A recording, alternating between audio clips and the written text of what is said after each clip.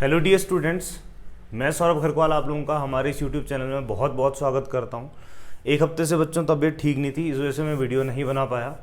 अब से जो वीडियोज़ हैं वो रेगुलर आएंगी। बाकी लास्ट वीडियो लेक्चर में हमने जो भी पढ़ा था जस्ट उसके बाद का टॉपिक हम लोग स्टार्ट करने वाले हैं। तो आज हम लोग पढ़ने वाले हैं इलेक्ट्रिक फील्ड लाइन्स और इलेक्ट्रिक फील्ड लाइन्स की प्रॉपर्टीज़। इसके ऑफलाइन नोट्स मैं आप लोगों को हमारे इस ग्रुप में प्रोवाइड करूंगा। आप लोग अगर ग्रुप से नहीं कनेक्टेड हो तो आप मुझे मैसेज करिए, तो मैं आप लोगों को हमारे व्हाट्सएप ग्रुप पे कनेक्ट कर दूंगा। बाकी हमारी जो वीडियोज़ है रेगुलर 6 बजे आती हैं, ठीक है। और अब हम लोग क्लास 11 का भी एक बैच स्टार्ट करने वाले हैं। तो अगर आप लोगों के छोटे भाई बहन हैं तो आप लोग उन्हें बता दीजिएगा कि चैनल को सब्सक्राइब करके रखना, तो आप लोगों को वीडियोज़ देखने को मिलेंगी। तो बाकी आज हम लोग पढ़ने वाले हैं इलेक्ट्रिक फील्ड लाइन्स। तो इसको बोलते हैं इलेक्ट्रिक फील्ड लाइन्स कहेंगे या फिर बोलेंगे इलेक्ट्रिक लाइन ऑफ फोर्स। ये होती क्या है पहले ये समझते हैं। मान लो अगर आपके पास कोई एक सोर्स चार्ज है, ठीक है। सोर्स चार्ज मतलब कि जिसके इलेक्ट्रिक फील्ड की बात हम करने वाले हैं। तो आपके पास एक प्लस क्यू सोर्स चार्ज है। इस प्लस क्यू सोर्स चार्ज के पास कोई एक छोटा सा टेस्ट चार्ज लेके आऊं जिसके ऊपर टेस्ट होने वाला है। मान लो वो छोटा सा टेस्ट चार्ज है वो प्लस क्यू नॉट है। तो जैसे ही किसी plus q naught test charge को किसी प्लस क्यू सोर्स चार्ज के पास लेके आता हूं और ये टेस्ट चार्ज मोशन करने के लिए फ्री हो। मान लो अगर आपने इसको हाथ में ऐसे जबरदस्ती पकड़ रखा है तो ये प्लस इस प्लस क्यू नॉट को रिपल तो करेगा बट ये जा नहीं पाएगा। इसलिए नहीं जा पाएगा क्योंकि मैंने इसको पकड़ रखा है जबरदस्ती।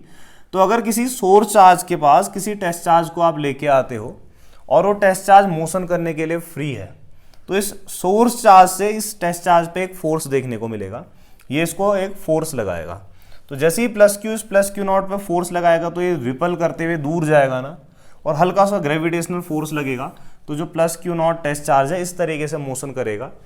और ये जो मोशन है एक्चुअल में आप लोगों को देखने को नहीं मिलेगा, आपको लगेगा कि इस तरीके से जा रहा है। तो इसका मतलब जो इसका पाथ है ना बच्चों, ये पाथ आपका वर्चुअल होगा। वर्चुअल मतलब कि एक्चुअल में आपको देखने को नहीं मिलेगा, ठीक है। सिर्फ आप इसको फील कर सकते हो कि हाँ ऐसे गया होगा करके। मतलब आप अपने घर से जब स्कूल जाते हो तो आप एक पाथ बनाते हो, एक आप रास्ता बनाते हो, है ना। लेकिन क्या वो रास्ता एक्चुअल में और पूरी दुनिया वालों को दिख रहा होता है आप कैसे पाथ बनाते हुए गए? नहीं ना। लेकिन आपके दिमाग में जरूर रहता है कि हाँ मैं ऐसे गया था, ठीक है। तो यहाँ पे भी यही रहता है, ठीक है।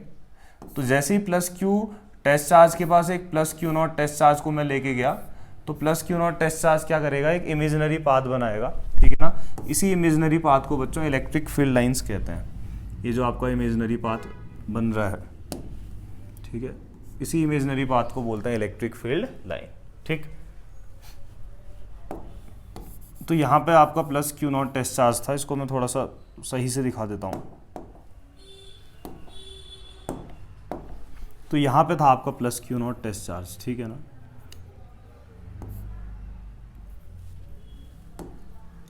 ये था आपका प्लस क्यू नॉट,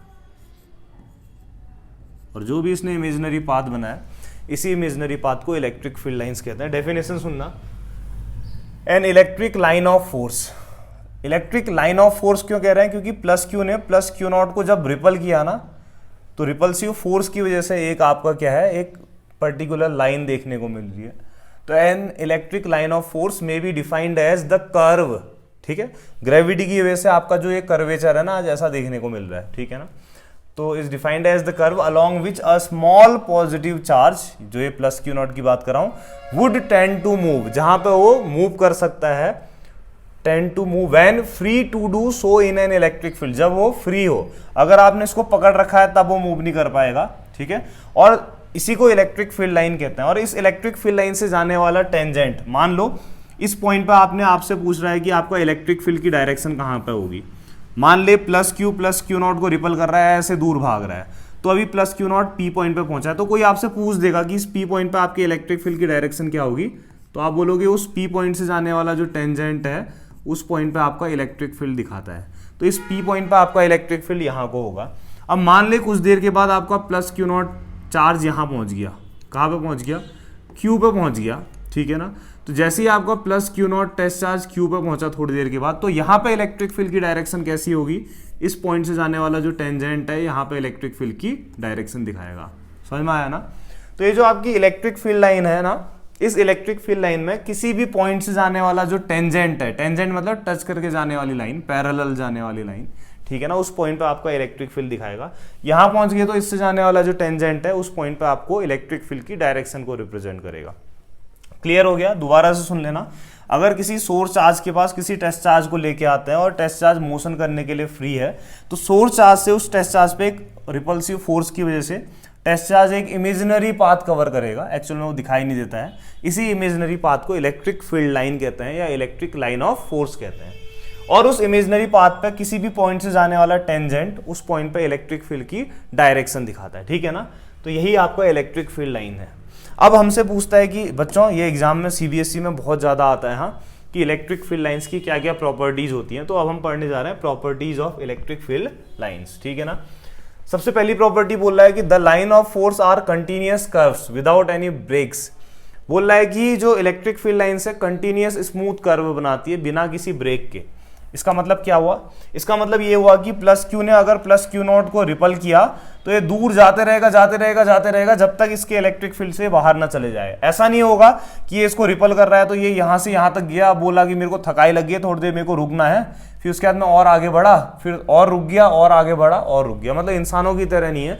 मान लो मैंने 10 किलोमीटर रनिंग करनी है तो मैं क्या करता हूँ, 1.5 किलोमीटर रनिंग करता हूँ, फिर थोड़ा रुक जाता हूँ, 30 सेकेंड मैंने बोला रेस्ट लेता हूँ, फिर भागा, फिर रुका, फिर भागा, फिर रुका। ऐसा नहीं होता है। यहाँ पे क्या होता है कि अगर प्लस क्यू नॉट को रिपल कर रहा है तो ये लगातार दूर जाते रहेगा बिना किसी ब्रेक लिए हुए। समझ में आया ना? तो एक कंटिन्यूअस स्मूथ कर्व बनाती है इलेक्ट्रिक फील्ड लाइंस, ठीक है। ये है पहली प्रॉपर्टी। दूसरी प्रॉपर्टी क्या है? The lines of force start at positive charge and end at negative charge. इसका मतलब क्या हुआ कि जो इलेक्ट्रिक फील्ड लाइंस है ना बच्चों, हमेशा याद रखना पॉजिटिव चार्ज से बाहर को निकलती हैं। ऐसे हमेशा याद रखना प्लस से बाहर को निकलती हैं और कहाँ को जाती हैं? नेगेटिव की तरफ को जाती हैं। अगर आसपास नेगेटिव नहीं है तो इन्फिनिटी में कहीं तो होगा ना, तो प्लस से निकलते हुए जा रही होंगी और इन्फिनिटी में नेगेटिव से मिलेंगी। मान लो आप एक मेल हो तो आपकी कोई गर्लफ्रेंड नहीं है, तो इसका मतलब ये तो नहीं कि आपकी शादी नहीं होगी, कभी ना कभी किसी से तो होगी ना। तो आपकी जो फील्ड लाइन्स है वो निकल रही है, कभी ना कभी जाके किसी से मिलेंगी ही मिलेंगी। तो यही है। तो इलेक्ट्रिक फील्ड लाइन्स प्लस से निकलती हैं। अगर आप फीमेल हो, ठीक है ना, तो नेगेटिव की तरफ जाती हैं। प्लस से निकल के कहाँ की तरफ को जाती हैं? नेगेटिव की तरफ को जाती हैं, ठीक है। अभी कहाँ से आ रही होंगी? प्लस से आ रही होंगी। आसपास प्लस नहीं है, वैसे तो ऐसा हो नहीं सकता, फिर भी अगर आसपास प्लस नहीं है तो इन्फिनिटी में कहीं तो प्लस होगा ना, तो वहां से होते हुए आ रही होंगी और नेगेटिव की तरफ को जाके मिलेंगी। समझ में आया ना? तो इलेक्ट्रिक फील्ड लाइंस प्लस से निकलती हैं, नेगेटिव की तरफ को जाके मिलती हैं, ठीक है ना। या नेगेटिव की तरफ को आ रही है तो कहाँ से आ रही है? प्लस से आ रही होंगी, ठीक है। प्लस के आसपास माइनस नहीं है तो इन्फिनिटी में जाके मिलेंगी, इसके आसपास प्लस नहीं है तो इन्फिनिटी वाले प्लस से आ रही होंगी, ठीक है ना। कोई दिक्कत तो नहीं है। तो the lines of force start at positive charge and end at negative charge, ठीक है।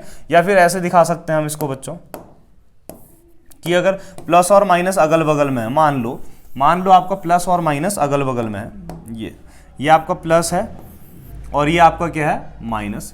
तो ऐसा होगा, देखो इलेक्ट्रिक फील्ड लाइंस प्लस से निकल के माइनस में जाएंगी, ऐसे ये प्लस से निकल के माइनस में जाएंगी, प्लस से निकल के ऐसे माइनस में जाएंगी, प्लस से निकल के ऐसे माइनस में जाएंगी, प्लस से निकल के ऐसे माइनस में जाएंगी, ठीक है।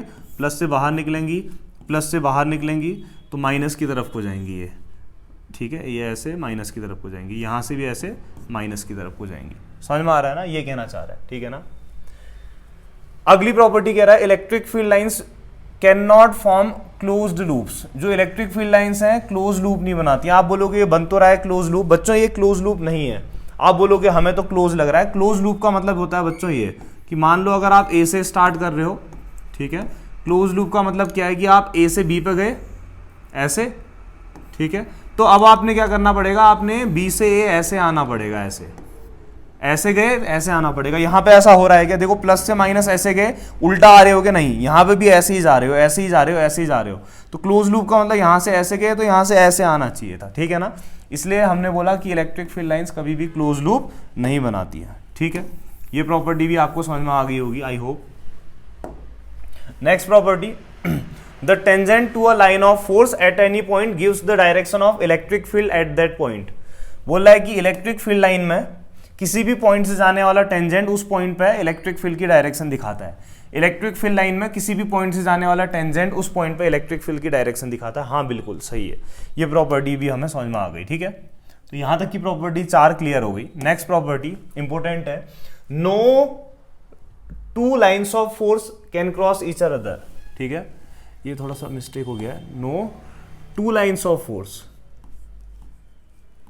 To lines of force can cross each other, बोल रहा है कि दो इलेक्ट्रिक फील्ड लाइंस कभी भी एक दूसरे को कट नहीं करेंगी। आप बोलोगे अगर दो इलेक्ट्रिक फील्ड लाइंस एक दूसरे को कट कर दें तो क्या होगा?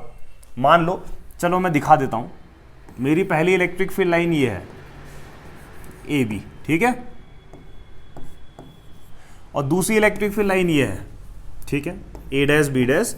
आज देखो दोनों की दोनों फील्ड लाइंस एक दूसरे को कट कर रही हैं, लेकिन मैंने आप लोगों को बोला ये a dash B dash a b को कट कर रही है यहाँ पे मतलब कहाँ पे, इस पॉइंट को पी कह देता हूँ। लेकिन हम लोगों ने प्रॉपर्टी में पढ़ा है कि दो इलेक्ट्रिक फील्ड लाइंस एक दूसरे को कट नहीं कर सकती, तो मैंने बोला अगर कट कर दिया तो क्या हो जाएगा, देखते हैं। जब अगर ये एक दूसरे को कट करेंगी तो ए बी फील्ड लाइंस के हिसाब से आपकी इलेक्ट्रिक फील्ड कहाँ को होगा बताओ? इलेक्ट्रिक फील्ड की डायरेक्शन हमेशा टेंजेंट के अलॉन्ग होती है, तो ए बी के हिसाब से इस पी पॉइंट पर आपका इलेक्ट्रिक फील्ड यहाँ को होना चाहिए, ठीक है, तो इस पी पॉइंट पर आपका इलेक्ट्रिक फील्ड यहाँ पे होना चाहिए अकॉर्डिंग टू ए बी, ठीक है ना। लेकिन ए डैश बी डैश के हिसाब से तो टेंजेंट आपका यहाँ को जा रहा है ना, तो ए डैश बी डैश के हिसाब से आपका इलेक्ट्रिक फील्ड यहाँ को होना चाहिए। तो बताओ मैं इलेक्ट्रिक फील्ड कौन सा वाला लूँ, ये वाला लूँ या ये वाला लूँ? अब आपको पता होना चाहिए कि एक पर्टिकुलर पॉइंट पे एक वेक्टर की डायरेक्शन एक ही होती है, तो इलेक्ट्रिक फील्ड वेक्टर है।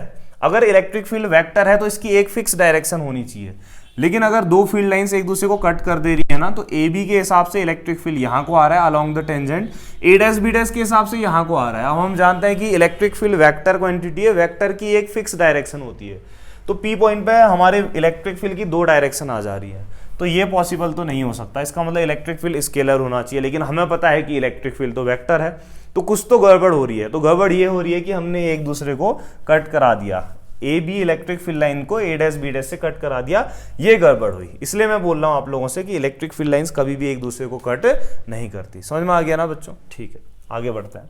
नोट्स दूंगा तो आप लोग नोट कर लेना, वहां पे मैं इसका रीजन लिखाया होगा।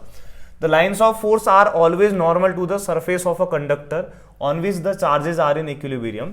बोल रहा है कि अगर आपके पास यूनिफॉर्मली चार्ज्ड कोई सरफेस है, मान लो ये है, जिसमें चार्ज यूनिफॉर्मली डिस्ट्रीब्यूटेड है, मतलब हर जगह चार्ज बराबर अमाउंट में डिस्ट्रीब्यूटेड है, ठीक है ना, तो इससे ना इलेक्ट्रिक फील्ड हमेशा 90 डिग्री पे जाएगा। बोल रहा है यूनिफॉर्मली चार्ज्ड सीट अगर आपके पास है तो उससे इलेक्ट्रिक फील्ड हमेशा कैसा जाता है, परपेंडिकुलर जाता है 90 डिग्री पे। ये हमेशा इलेक्ट्रिक फील्ड 90 डिग्री पे जाना चाहिए, ठीक है।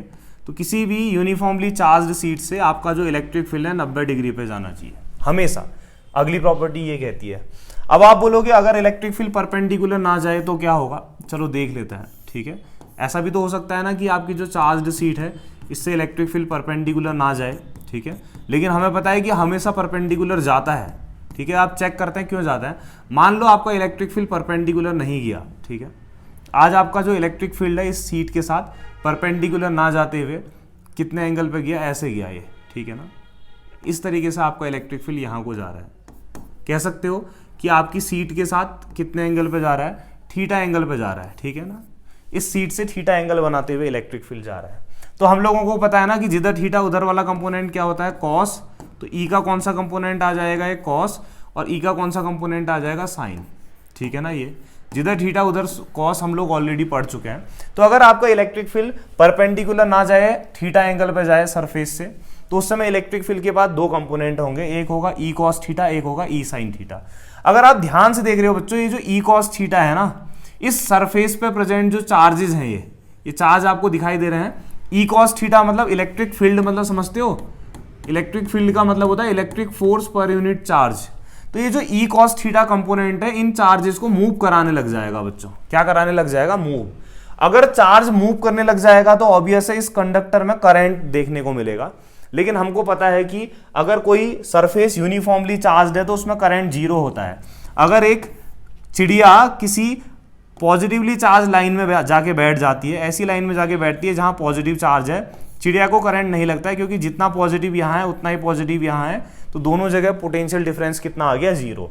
लेकिन अगर यहाँ पर को क्या देखने को मिल रहा है कि अगर इलेक्ट्रिक फील्ड थीटा एंगल पे जाए तो इलेक्ट्रिक फील्ड का कॉस कंपोनेंट आपका करंट जनरेट कर देगा इस सीट में। लेकिन हमें पता है कि करंट तो होता ही नहीं है। इसका मतलब कि कहीं ना कहीं ई कॉस थीटा आपका नहीं होना चाहिए।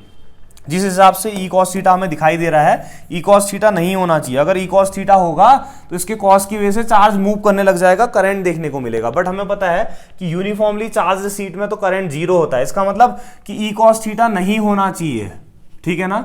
अब ये ई कॉस थीटा नहीं होना चाहिए, मतलब कोई चीज नहीं होती है तो इसका मतलब उसकी वैल्यू कितनी होती है, जीरो। तो ई कॉस थीटा जीरो होना चाहिए। अब आपको पता है कि ई तो आपने लिया है, ई जीरो तो नहीं हो सकता, इसका मतलब क्या होना चाहिए आपका, कॉस थीटा जीरो होना चाहिए। अब जीरो कितने की वैल्यू होती है बताओ, कॉस 90 की वैल्यू होती है। अब कंपेयर करोगे तो इसका मतलब थीटा कितना होना चाहिए, 90 डिग्री। तो जो आपने एफ ई को ना आपने थीटा एंगल पे दिखाया 90 डिग्री पे होना चाहिए, इसका मतलब ऐसा होना चाहिए ये। तभी मैंने बोला कि इलेक्ट्रिक फील्ड किसी भी सरफेस से हमेशा कैसा रहना चाहिए, परपेंडिकुलर रहना चाहिए। तो ये कुछ इलेक्ट्रिक फील्ड लाइंस और इसकी प्रॉपर्टीज थी। आई होप कि आप लोगों को 100% चीजें समझ में आई होगी। अगर फिर भी आप लोगों को चीजें समझ में नहीं आती है तो आप मुझसे पूछ सकते हैं। बाकी एक दो चीजें एक्स्ट्रा बता देता हूं। अगर मान लो दो आपके पास इक्वली चार्ज्ड सरफेस और दो सेम चार्ज है, दो सेम चार्ज मतलब कि अगर आपके पास एक प्लस क्यू चार्ज है और दूसरा भी आपके पास क्या है, प्लस क्यू चार्ज है, तो इनकी फील्ड लाइंस कैसी बनेगी, देखो सेम चार्ज रिपल करते हैं तो इनकी फील्ड लाइंस एक दूसरे से दूर जाएंगी ऐसे, ठीक है ना। तो दो सेम चार्जेस अगर आपके पास हैं प्लस प्लस तो एक दूसरे को रिपल करते हैं तो इनकी फील्ड लाइंस ऐसे एक दूसरे से दूर जाएंगी, ठीक है ना। अब दोनों के दोनों पॉजिटिव हैं तो प्लस से इलेक्ट्रिक फील्ड बाहर को जाता है तो इनकी इलेक्ट्रिक फील्ड लाइंस ऐसी बनेगी ये, ठीक है। ये इस तरीके से इनकी इलेक्ट्रिक फील्ड लाइंस बनेगी, ठीक है। ये कोई दिक्कत तो नहीं है ना, ठीक है। अगर मान लो अगर आपके पास दोनों के दोनों नेगेटिव चार्ज होते, पहला माइनस क्यू होता दूसरा भी माइनस क्यू होता, तब क्या होता, सॉरी दोनों आपके पास नेगेटिव चार्ज होते बोला मैंने, मतलब ये माइनस क्यू होता और ये वाला चार्ज भी क्या होता, माइनस क्यू। अब आपको पता होना चाहिए कि सेम चार्ज रिपल करते हैं तो ये एक दूसरे को रिपल करेंगे, ये एक दूसरे को ऐसे रिपल करेंगे। सेम चार्ज एक दूसरे को रिपल करते हैं तो ये एक दूसरे को ऐसे रिपल करेंगे, ठीक है ना। लेकिन इलेक्ट्रिक फील्ड लाइंस नेगेटिव की तरफ को आती हैं तो यहाँ नेगेटिव की तरफ को, सॉरी नेगेटिव की तरफ को दिखाओगे ऐसे, हाँ नेगेटिव की तरफ को जाती है फील्ड लाइंस ना, प्लस से, प्लस था तो बाहर को जा रही थी, नेगेटिव है तो अंदर को आएगी बस, ठीक है। ये आप लोगों को पता होना चाहिए, इतना आप लोगों को अगर पता है तो बहुत सफिशियंट है बच्चों। बाकी थैंक यू कि वीडियो आप लोगों को समझ में आया। अभी भी थोड़ा सा देखो बॉडी बहुत कमज़ोर जैसी चल रही है, कोशिश कर रहा हूँ कि अब मैं रेगुलर वीडियोस डालूँ, ठीक है ना। थोड़ा रिकवरी मोड में चल रहा हूँ, ठीक है। मिलते हैं नेक्स्ट लेक्चर में।